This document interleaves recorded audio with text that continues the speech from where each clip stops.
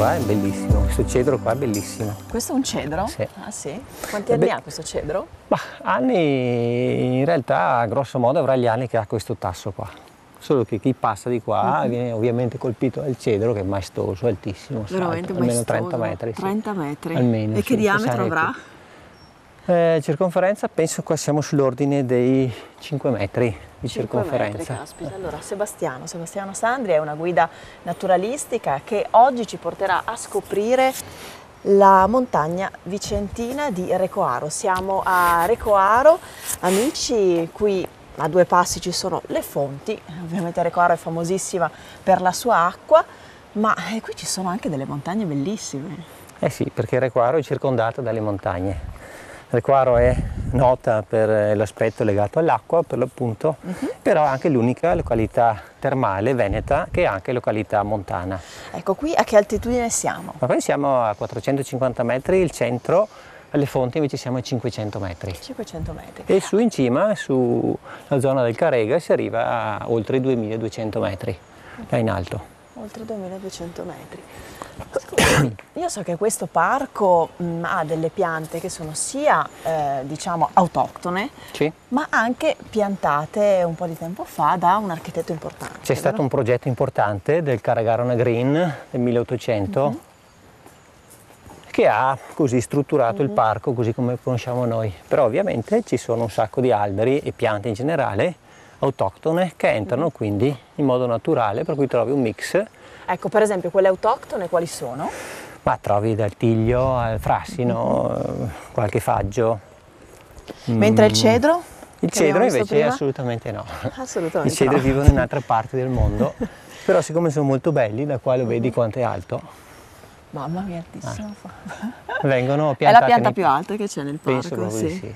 Meravigliosa. Però ti dicevo prima che pur essendo alto, maestoso, il tasso che è meno della metà ha grosso modo la stessa età, solo che il tasso, a differenza del cedro, cresce molto lentamente, per cui lui cresce piano piano piano, non diventerà mai grande e maestoso come il cedro, però ha la stessa età.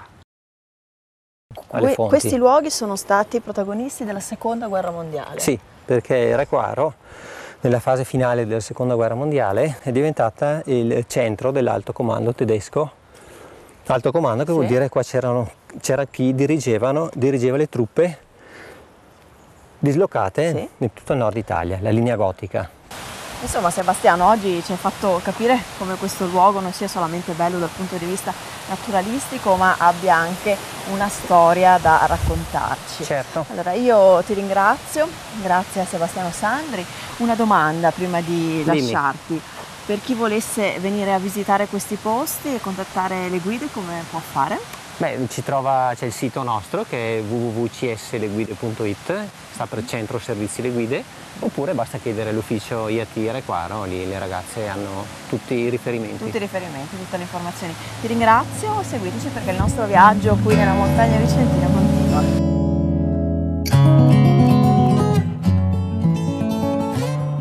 Come le immagini vi stanno mostrando, a Recoaro c'è una natura meravigliosa, assolutamente da scoprire, c'è un'acqua assolutamente anche questa da venire a provare e poi naturalmente l'aspetto storico di questo luogo. Abbiamo visto il bunker risalente alla seconda guerra mondiale, ma qui a Recoaro ci si può anche fermare, si può soggiornare. Offerta turistica, pacchetti turistici, ospitalità. Ne parliamo insieme al vicepresidente dell'associazione Vivi Recoaro Terme. Diamo il benvenuto ad Alberto Camposilvan. Buongiorno. Allora, buongiorno. Ricettività a Recoaro Terme. Allora, attualmente gli alberghi a Recoaro Terme sono 12 e si suddividono da 1 stella a 4 stelle. Alberghi completamente ristrutturati, quindi alberghi che possono dare al turista una ricettività all'avanguardia. Naturalmente abbiamo anche dei bed and breakfast molto, molto carini, molto curati e naturalmente abbiamo anche degli agriturismo sparsi all'interno del territorio di Recoaro Terme. Ecco, quindi insomma diciamo un po' per tutti i gusti e anche un po' per tutte le tasche, no? Certo, ecco, naturalmente come associazione noi organizziamo anche delle escursioni che possono essere impegnative con delle guide che accompagnano i turisti in montagna, in alta montagna, oppure delle escursioni molto più tranquille, diciamo, dove possono partecipare anche le famiglie con i bambini. Per gli amanti invece dello sport? Certo, allora Arequaro offre naturalmente il Nordic Walking, che è un bellissimo parco dove chi è appassionato e anche chi non è appassionato di questo tipo di sport può praticarlo. Naturalmente abbiamo il periodo invernale, gli impianti di risalita che portano a Arequaro 1000, dove si può fare discesa libera piuttosto che fondo esatto. e altri tipi Ma ci di sono sport. poi bellissime camminate con le ciaspole, Certo, da fare, anche no? Per quello, chi non scia. nei percorsi a Campogrosso, magari con la luna piena. Ah, fantastico, una ciaspolata sotto le stelle. Infatti. Allora, grazie. Arequaro quindi è pronta per il suo rilancio, gli albergatori ci credono? Noi siamo pronti e siamo pronti anche per il fatto di rilanciare le terme in particolare, un compendio che a noi sta molto a cuore e che cercheremo negli anni futuri di riuscire a rivitalizzare.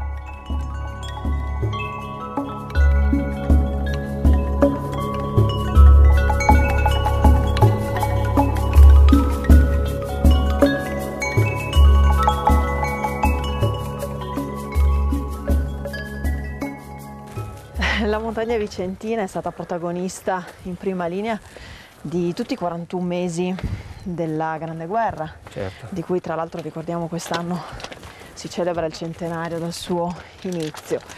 Da Arequaro ci siamo spostati a Valli del Pasubio, sono insieme al sindaco di Valli, diamo il benvenuto ad Armando Cunegato, con cui stiamo facendo un percorso, il percorso che viene chiamato delle 52 gallerie. Sì. Che percorso è? Beh, questa è una strada che è stata costruita nel 1917 praticamente in 6 mesi. È una strada importantissima che è stata fatta proprio per accedere al fronte.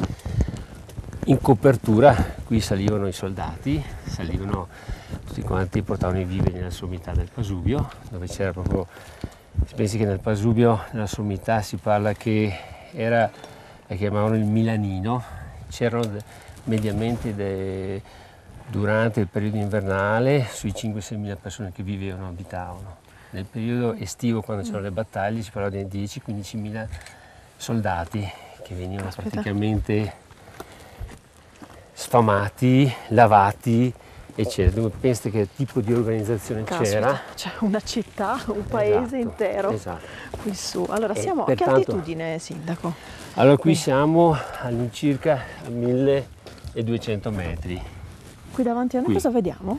Qui vediamo tutta la Valleura, quella che vedeva il paese di Valle del Pasubio, proprio quello in fondo. Qui stiamo proprio dominando tutta quanta la Valleura. Facendo una strada delle gallerie, nel modo proprio uscendo da certe gallerie, avere una visione eccezionale. Proprio quando tu arrivi in cima riesci a vedere anche il mare di Venezia. Addirittura? In giornate, giornate terse limpide, specialmente al mattino presto, si vede la laguna. Che meraviglia, sindaco. Prima stavo facendo questa riflessione, cioè un passato sicuramente doloroso come quello della Grande Guerra ha lasciato sul territorio dei segni che oggi sono motivo per venire qui, sicuramente per fare una passeggiata in mezzo al verde. Qui siamo un po' in quello che viene chiamato il parco, no? Il parco del Veneto, il polmone verde lo ha chiamato del Veneto, e è un motivo anche per sicuramente riflettere su quello che siamo stati, su quello che è successo in questi luoghi. Ma io più che passeggiata la chiamerei pellegrinaggio, cioè un momento proprio in cui ci si cala col pensiero su quello che può essere avvenuto in questo territorio, perché esiste tutto questo.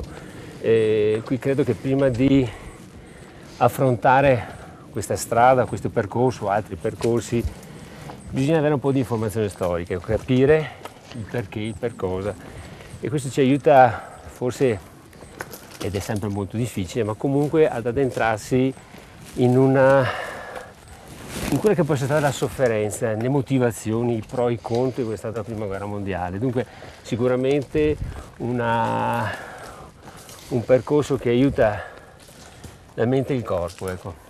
Lo spirito. Lo spirito. Io credo che quando si torna a casa da una giornata di questo tipo non è il dolore muscolare, ma credo il dolore di essere riusciti comunque a calarsi, cioè provare il dolore proprio perché si riesce a calarsi in quello che è successo qua. In migliaia e migliaia di morti, che non è solo sul Pasubio, ma anche il Pasubio ha avuto sicuramente, come tanti altri monti, delle sofferenze enormi. Questo per la nostra libertà, per la vita che facciamo noi oggi.